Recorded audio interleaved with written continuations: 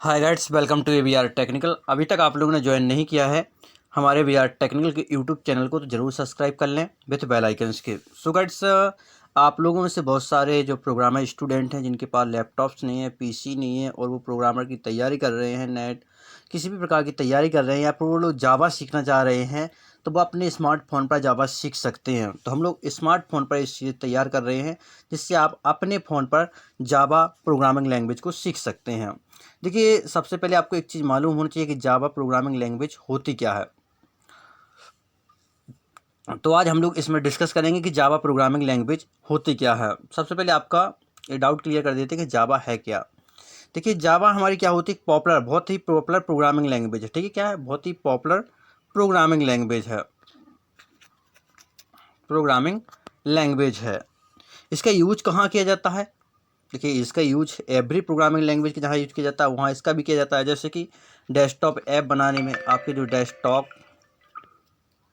होते हैं वो डेस्कटॉप ऐप बनाने में इसका यूज किया जाता है। दूसरा, इसका वेब ऐप बनाने में यूज किया जाता है, मोबाइल ऐप बनाने में यूज किया जा रहा है, और इसका यूज गेम बनाने में भी किया जा रहा है। बहुत सारे गेम इससे डेवलप हो रहे हैं, और मशीन लर्निंग में भी इसका यूज किया जा रहा है। साथ साथ में इसके डाटा साइंस जैसी चीज़ों में भी यूज किया जा रहा है। तो ये चीज़ आपको ध्यान रहनी चाहिए। ठीक है, तो ये बेसिक चीज़ है प्रोग्रामिंग, एवरी प्रोग्रामिंग लैंग्वेज के जो यूज होते हैं वो आपका डेस्कटॉप ऐप, ध्यान रखना आपको, डेस्कटॉप ऐप में बनाने में किया जाता है, मोबाइल ऐप बनाने में भी किया जाता है, एवरी प्रोग्रामिंग लैंग्वेज का किया जाता है लगभग, और वेबसाइट बनाने में भी किया जाता है, और यहाँ पर मशीन लर्निंग में भी किया जाता है, डाटा साइंसिंग में भी किया जाता है, और थोड़ा हैकिंग के फील्ड में भी किया जाता है। ढेर सारे काम क्या होता है हमारी प्रोग्रामिंग लैंग्वेज करती है। कोई भी प्रोग्रामिंग लैंग्वेज हो, जो हाई लेवल की प्रोग्रामिंग लैंग्वेज है, वो सारे ये काम करती है और इस सॉल्यूशंस मार्केट में लाती है। तो आई होप आप लोगों को ये तो समझ में आ गया कि जावा क्या होती है, कैसे वर्क करती है। चलिए, अब हम जावा को समझते हैं। देखिए, जावा को जब हमें किसी प्रोग्राम बनाना पड़ता है तो प्रोग्राम क्या होता है, हमारे कुछ रूल को सेटिफाई करता है, कुछ रूल को फॉलो करता है, उन रूल के अकॉर्डिंग से हमें प्रोग्राम को लिखना पड़ता है। तो पहला जावा क्या है, एक आपने देखा होगा सी लैंग्वेज है आपकी। तो सी लैंग्वेज क्या है, एक आपकी पॉप लैंग्वेज है, यानी प्रोड्यूसर्स लैंग्वेज है। और आपकी जावा क्या है, एक ऑब्जेक्ट ओरिएंटेड प्रोग्रामिंग लैंग्वेज है। इसमें प्रोग्रामिंग का बेसिक फंडा नहीं होता है। देखिए, जावा में सबसे बड़ा एडवांस यही है कि इसका बेसिक फंडा नहीं होता है। जैसे आपने देखा कि पहले सी सीखना है, फिर सी प्लस प्लस सीखना है, तो आप इस टाइप से फॉलो करते थे। या फिर आप पाइथन सीखते हैं तो पाइथन में आप पहले बेसिक चीज़ें सीखते हैं, फिर आप उप पार्ट सीखते हैं। ठीक है, आप पहले पाइथन का बेसिक पार्ट सीख लेते हैं, इसके बाद आप उप पार्ट सीखते हैं। तो ऐसा जावा में नहीं है। जावा में क्या है कि आपको जो ये सारा पार्ट सीखना है तो वो आपको ऊप से ही स्टार्ट करना है, ऑब्जेक्ट ओरिएंटेड प्रोग्रामिंग से स्टार्ट करना है। तो मेरे कहने का मतलब यह है कि आपको जावा सीखने से पहले आपको कोई ना कोई एक बेसिक प्रोग्रामिंग लैंग्वेज आनी चाहिए। जैसे सी सीख लें आप, पाइथन सीख लें आप, रूबी सीख लें, तो कोई आप एक अदर लैंग्वेज सीख लें, इसके बाद आप जावा सीखें तो आपको बेटर समझ में आएगा। शायद आपको कोई पहले से कोई प्रोग्रामिंग लैंग्वेज नहीं आती, थोड़ा सा डिफ़िकल्ट आपको जावा लगेगी, जावा आपको थोड़ा सा टफ लगेगी, वाकया जावा बहुत इजी है। चलिए, तो इसको स्टार्ट करते हैं।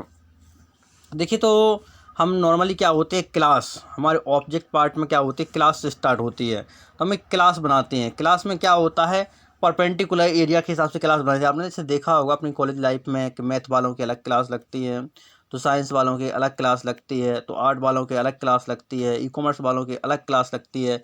अब एक मैथ वाले क्लास में मैथ वाले बच्चे बैठेंगे जो कि मैथ में इंटरेस्टेड रखते हैं, अपनी रुचि रखते हैं। साइंस वाले ग्रुप में साइंस वाले व्यक्ति बैठेंगे जो साइंस में इंटरेस्ट रखते हैं। ऐसे ही तो हम लोग क्लास डिफाइन करते हैं, उस क्लास के अंदर वो प्रोग्राम डालते हैं जिस प्रोग्राम्स की हमें नीड होती है, उस इंस्ट्रक्शंस को उसके अंदर डालते हैं, उस टाइप से उस प्रोग्राम को बनाते हैं।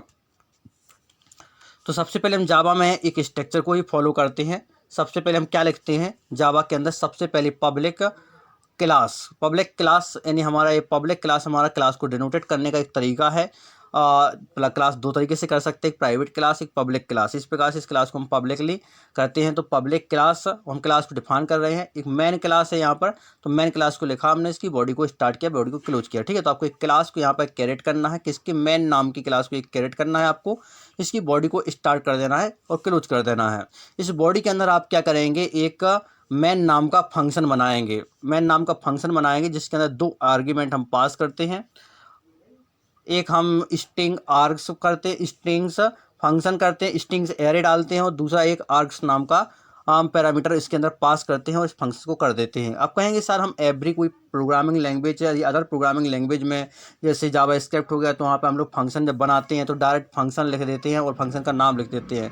यहाँ पर तो ये फंक्शन बनाने का तरीका ही चेंज हो गया सर। जी हाँ, यहाँ पर क्योंकि आप ऊप्स में काम कर रहे हैं, ऑब्जेक्ट ओरिएंटेड में काम कर रहे हैं, तो थोड़ा सा यहाँ फंक्शन लिखने का तरीका है।